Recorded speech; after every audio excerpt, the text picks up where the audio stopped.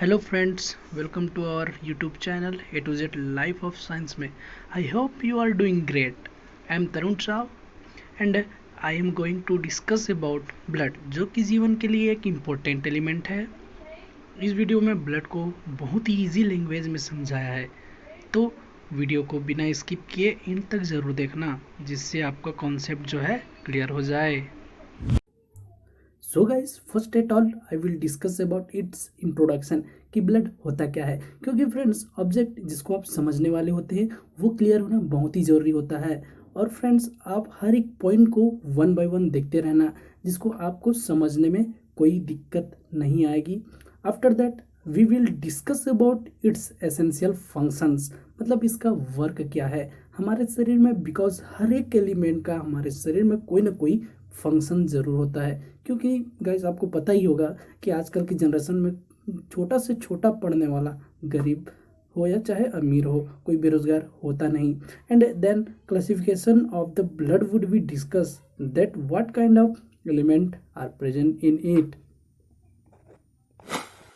तो चलो दोस्तों, हम चालू करते हैं आज के वीडियो को. You can see here, blood is a liquid connective tissue. Blood is one of the connective tissue which occur in the form of liquid. Blood एकमात्र ऐसा कनेक्टिव टिश्यू है जो कि फ्लूइड के फॉर्म में होता है. टिश्यू क्या है? Tissue is one of group of cells which perform any particular functions. यह कोशिकाओं का एक ऐसा समूह होता है जो किसी विशेष कार्य के लिए रिस्पॉन्सिबल होता है. दोस्तों, यहाँ मुख्य बात यह है कि blood is a liquid connective tissue, मतलब कि यह कनेक्टिव टिश्यू है जो कि फ्लूइड के फॉर्म में होता है, वह लिक्विड के फॉर्म में होता है. तो गाइज, नेक्स्ट बात करें इसका colour. It is red colour due to haemoglobin. Blood में हीमोग्लोबिन प्रेजेंट होता है, जिसके कारण जो इसका रंग है वो लाल होता है. क्योंकि हर एक कलर का एक इम्पोर्टेंट वर्णक होता है. एक इम्पोर्टेंट वर्णक के कारण ही वह उसका कलर रिप्रेजेंट करता है. तो इसका रेड कलर जो होता है हीमोग्लोबिन प्रेजेंट करने के यही कारण है कि इसका कलर लाल होता है. हीमोग्लोबिन प्रेजेंट होने के कारण ब्लड का कलर जो है लाल होता है. तो नेक्स्ट हम बात करें इसका टेम्परेचर. ब्लड का जो टेम्परेचर है 38 डिग्री सेंटीग्रेड का होता है. और इसका पीएच की अगर हम बात करें तो 7.45 इसका पीएच होता है. यह स्लाइटली एल्कैलिन होता है, मतलब हल्का क्षारीय नेचर का होता है. You can see here the specific gravity are described here. जो अलग अलग blood plasma and blood cells का जो ग्रेविटी जो दिया गया है यहाँ पे डिस्क्राइब्ड किए गए हैं. इसके बाद हम बात करें तो some important substance in the blood. इनके अलावा जो है ब्लड में अन्य सब्सटेंस पाए जाते हैं, जैसे सब important substance in the blood और अन्य जैसे such as glucose, creatinine, cholesterol, plasma protein and bilirubin. Glucose जो है आप जानते होंगे कि यह एनर्जी का सोर्स होता है. और तो हम नेक्स्ट बात करें तो इसका वेट. इसका वेट जो है 7% होता है बॉडी वेट का. Blood is 7% of the body weight. Weight यदि आपका वजन 100 kg का है तो ब्लड 7 kg होगा इन योर बॉडी. नेक्स्ट हम देखें इसका जो है वॉल्यूम. 5 to 6 लीटर ब्लड पाया जाता है एक स्वस्थ एडल्ट में. और जबकि फीमेल में ब्लड ½ लीटर कम होता है मेल की कंपैरिजन में. तो नेक्स्ट हम देखें कि इसका पेरेंट. क्योंकि गैस हर एक एलिमेंट हो, चाहे वह इंसान हो या चाहे कोई भी हो, उसका पेरेंट होना बहुत ज़रूरी होता है. ब्लड का फॉर्मेशन बोन मैरो से होता है, जबकि फीटस में ब्लड का फॉर्मेशन जो है स्प्लीन या फिर लीवर से होता है. नेक्स्ट हम देखें हीमेटोसाइट्स के बारे में. Hematocyte is a blood cell maker cell in present in a bone marrow. Hematocyte जो कि वह ब्लड सेल बना के कार्य करती है जो बोन मैरो में पाया जाता है. तो हम कह सकते हैं कि हीमेटोसाइट इज पेरेंट सेल्स जो कि ब्लड फॉर्मेशन करता है. नेक्स्ट थिंग हम बात करें ब्लड फंक्शन के बारे में. तो गाइस, ब्लड एक तरह से ऑलराउंडर की तरह कार्य करता है. जैसे क्रिकेट में ऑलराउंडर होते हैं, उसी प्रकार ब्लड जो है हमारे बॉडी के लिए ऑलराउंडर की तरह कार्य करते हैं. जैसे कि you can see here transportation, regulation, defence और blood clotting mechanism. All the things can be done by it. You can see here blood transport oxygen from the lungs to different tissues and carbon dioxide from tissue to the lungs. अगर हम बात करें transportation की तो blood जो है oxygen को lungs से विभिन्न कोशिकाओं में ले जाने का कार्य करती हैं और जबकि कार्बन डाइऑक्साइड को टिश्यू से लंग्स में ले जाने का कार्य करती हैं। ब्लड एक तरह के कैरियर का वर्क करती हैं। Next you can C blood carries nutrition like glucose, amino acids, liquids and vitamins from the gastrointestinal tract to the body cells and transport waste product and heat formed during the various metabolic activity away from the cells. इसके अलावा हम बात करें nutrition like glucose, amino acids, liquids and vitamins को GI tract से body cells तक पहुंचाने का कार्य करती हैं और जो होता है वेस्ट प्रोडक्ट उनको एक्सक्रेट करने के लिए रिस्पॉन्सिबल होती है। और ब्लड सेल्स जो आती है बॉडी में हीट प्रोड्यूस करती है जो कि मेटाबॉलिक एक्टिविटी के कारण होता है। Next you can see blood also carries the various hormones from the endocrine gland to the organ in the body. Blood जो है हार्मोन के लिए कैरियर का काम करता है। यह हार्मोन को एंडोक्राइन ग्लैंड से लेकर के टारगेट ऑर्गन तक पहुंचाने के लिए रिस्पॉन्सिबल होता है।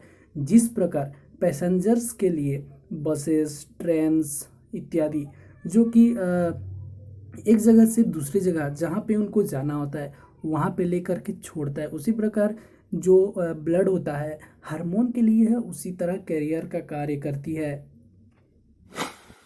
Next thing regulations. Blood helps to regulate the blood balance of the body as it supplies water to the tissue when needed and receive the excess water formed in the metabolic process। अगर हम बात करें next work की तो वो है regulation. Blood body में water regulation के लिए रिस्पॉन्सिबल होता है जबकि कोशिकाओं में वाटर की नीड होती है तो यह कोशिकाओं में वाटर कैरीज करता है। जब वाटर की स्ट्रेंथ ज़्यादा हो जाती है तो एक्सेस वाटर को रिसीव कर लेता है जिससे जो है टिश्यू में एक्सेस वाटर का लॉस हो जाए। Next blood helps regulate the body pH. यह बॉडी की पीएच को रेगुलेट करने के लिए रिस्पॉन्सिबल होता है जो कि यह इंपॉर्टेंट प्रोसेस है। Blood also play a role in the regulation of normal body temperature. और बॉडी टेम्परेचर की बात करें तो यहाँ ब्लड ही रिस्पॉन्सिबल होता है बॉडी टेम्परेचर रेगुलेशन के लिए। नेक्स्ट बात करें डिफेंस मैकेनिज्म की तो the white blood cells WBC protect the body against the disease and kill the micro organism and toxic substance of the body. अगर हम डिफेंस की बात करें तो WBC वाइट ब्लड सेल जो होता है हमारे शरीर में इम्यून सिस्टम को एक्टिवेट करता है। यह हमारे डिसीज से प्रोटेक्ट करता है और सूक्ष्म जीवों को किल करता है जो हमारे बॉडी में अटैक करते हैं।